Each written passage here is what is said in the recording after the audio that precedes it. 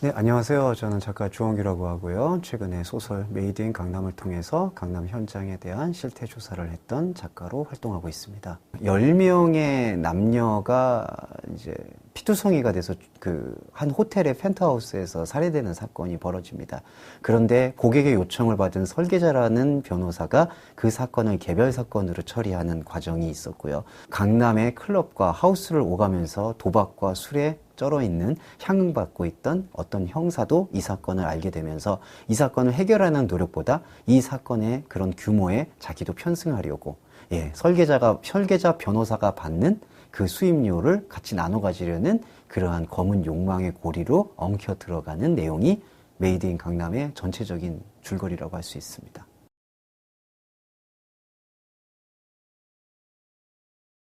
3년 전부터 이제 저는 가출 청소년들과 그 청소년 교정시설, 곧 소노년이라고 표현하는 곳에서 가출 청소년 친구들의 어떤 글쓰기 지도와 이제 그 나름 교화의 일을 하고 있었는데요. 그런 친구들이 갑자기 연락이 두절되는 일이 발생했습니다. 그래서 그 이유가 뭔지 하고 연락이 닿아서 알아보니 강남, 그것도 클럽이라는 곳에서 일을 하면 많은 돈을 벌 수 있다더라.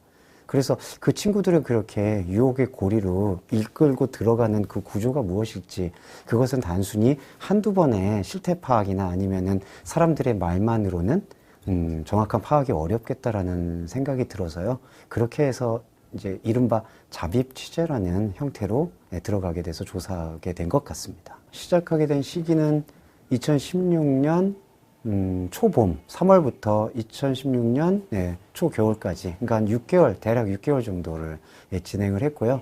그 잠입하게 되는 방법과 루트는 세 가지가 있었습니다. 하나는 이제 그 클럽에 대한 그 주류 배달원 일을 했었고요. 그 다음에 또 한 번은 이제 클럽이 낮에는 이제 비기 때문에 그 낮에서 클럽의 설비 일, 그러니까 전기 조명을 교체한다든지 아니면은 좀 그 방의 구조나 내부 구조를 바꾸는 그런 설비 아르바이트들을 주로 했었고요.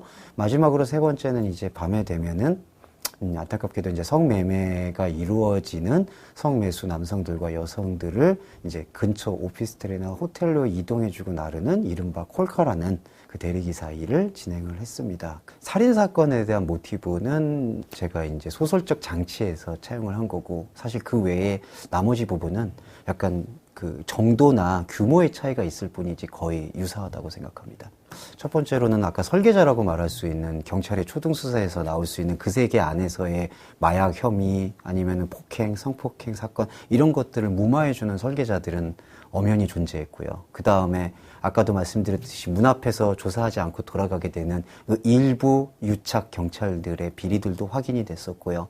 그 다음에 일부 이제 포주들 밑에서 사람들을 관리하는, 그러니까 성매매 여성들을 관리하는 그런 가드나 그런 친구들이 스스로 주민등록증을 말소시키고 실종 신고를 내고 어디에도 무적자라고 표현하더라고요. 그 무적자 생활을 했던 부분들도 활동이 확인이 되었었던 부분입니다.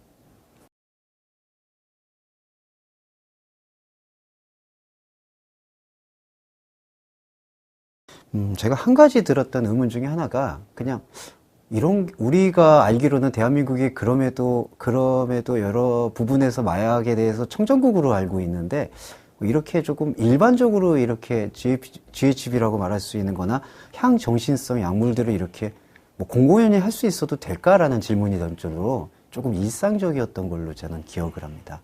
뭐 클럽의 화장실이라든지 아니면은 조금은 은밀한 곳이지만 그래도 그런 곳에서 너무나 자연스럽게 저하고 눈이 마주쳤어도 뭐 그런 어떤 마약하는 행위들을 멈추지 않았던 것으로 미루어 보았을 땐 좀 많이 양성화되어 있는 느낌?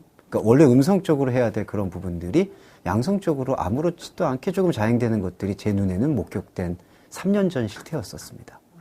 제가 경험할 수 있었던 그리고 보았던 유착 의혹의 두 가지 실마리는 소설에서도 등장한 바 있지만 이제 변호사분들이 경찰의 초동수사 단계에서 불기소 의견이라고 제가 기억하는데, 불기소 의견이나 혹은 검찰에서 이제 기소유예, 그러니까 이유 없음, 뭐 이런 어떤 처분들을 받아내는 법의 사각지대, 법의 맹점들을 좀 설계해주고, 표현이 죄송하지만 조작하는 역할들을 조금은 목격했던 것 같고요.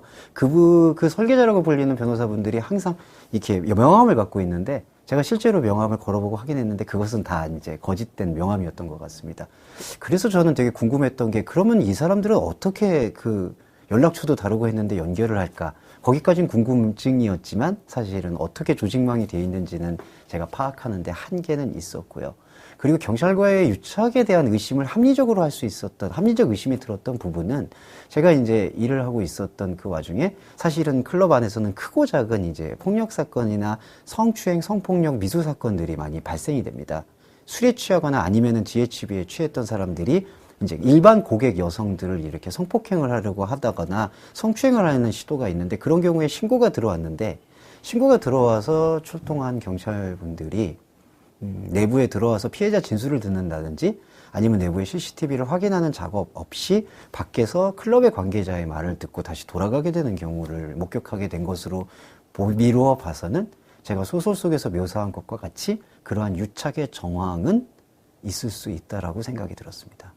너무나 많이 볼 수 있는 상황이었습니다. 그러니까 동영상 부분, 성관계를 촬영하는 부분이라든지 아니면은 그런 것들이 두 가지 용도로 쓰였더라고요. 피해 여성의 약점으로 협박하려는 용도가 있었고, 왜냐하면은 이게 아시겠지만은 여성이 동의하지 않은 사이에 GHB라고 할 수 있거나 아니면 다른 향전시성 약품을 술이나 아니면 그런 거에 그러니까 모르는 사이에 타서 사실은 성관계를 맺은 건데 그럼에도 불구하고 너도 마약 파티에 지금 당사자가 된 거다라고 해서 피해를 잡는 그러한 어떤 피해 협박용으로 동영상 촬영들을 저는 필수적으로 사용했던 것으로 기억을 합니다. 그리고 그게 이제 돌려보는 유의 같은 경우는 유의가 되어버리는 그런 경우가 이제 이 연예인들의 그 단톡방에서의 유의로 이제 진화된 걸로 이해하고요. 첫 번째 목적은 역시 약점 잡기라고 생각을 합니다.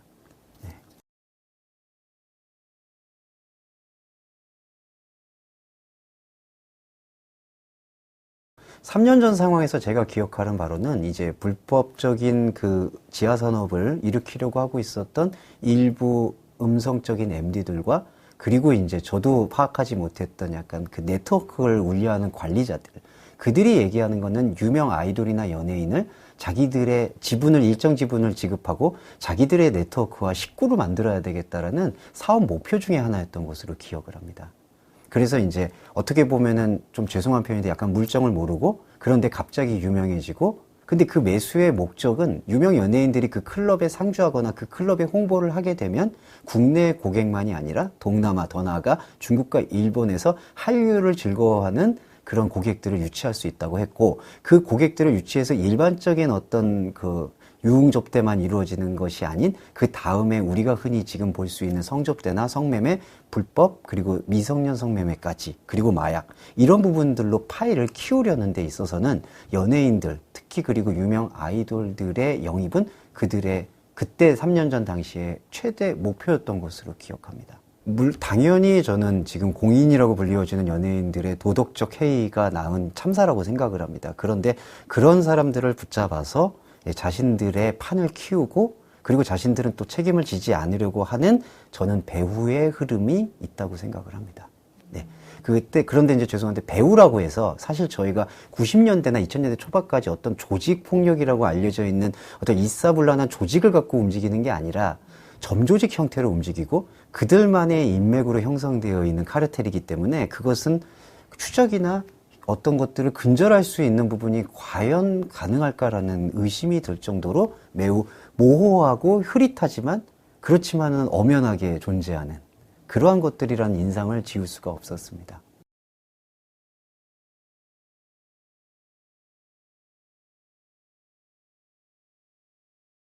그 사업 계획을 세우려고 하는 상황 속에서 정준혁 씨 몰카 사건이 터졌을 때 이렇게 말씀드리면 죄송합니다만 일부 경찰들의 비호라고 판단될 수밖에 없는 무혐의 처분을 나는 그 순간 그들의 속칭 은어인, 경찰을 부르는 은어인 이제 곰을 잡았다. 예, 곰 타임이다. 예, 그러니까 이제부터 이 사업을 마음 놓고 키울 수가 있겠다라는 자신감을 얻었던 것으로 저는 기억을 합니다. 8, 90년대와 2000년대에서 조직폭력이나 아니면은 거리에 있는 그들에 있는 사람들이 표현하는 속칭의 곰은 무서움과 두려움과 감시의 대상이었거든요. 근데 제가 기억하기로 3년 전에 그들이 말하는 곰은 귀여운 장난감이라고 표현하는 걸 들었습니다. 자신들이 원하는 플랜에 맞춰줄 수 있는 장난감. 자신들의 생태계 안에 들어오는 하나의 그 보호막, 보험 이렇게 인식하고 있었던 것 같습니다. 그리고 그들의 은어 중에 또 하나는 이제 곰을 잡았으니 안경을 잡자. 그래서 처음에 안경이라는 게 무슨 뜻인지 몰랐는데 알고 보니까 검찰들을 이야기하고 있던 걸 확인했습니다.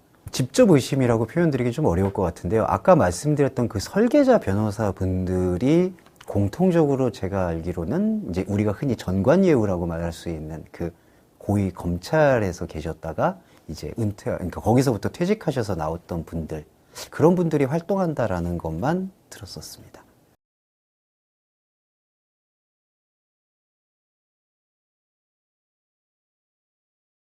사실 진짜 목적은 이제 그 친구들을 사실은 다시 데리고 오고 싶은 마음이었죠.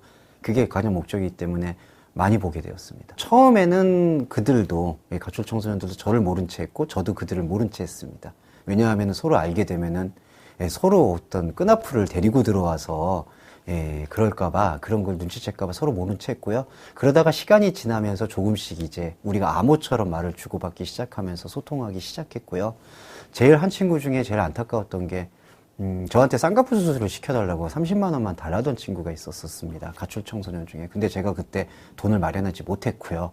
그리고 쌍꺼풀 수술이 위험하다고 말씀을 했었고, 그래서 그런 이유였는지 모르겠는데 그 강남의 스카우터한테 들어가서 쌍꺼풀 수술하고 코 수술, 이른바 성형 수술을 했던 기억이 납니다. 근데 그게 제가 보니까 그게 검은 돈의 고리가 되더라고요. 쌍꺼풀 수술, 코, 옷을 사주고 강남의 오피스텔에 집을 얹혀주는 그 대가의 빚은 엄청났던 걸로 알고 있습니다. 그 빚을 갚기 위해서는 원치 않는 이벤트, 성행위, 그런 부분에 강요당하고 있다라는 성착취 정황이 확인됐었던 게 제 기억에 가장 안타깝고, 그 친구를 돌려세우지 못하는 그 자괴감은 지금도 제게 트라우마로 남아 있습니다.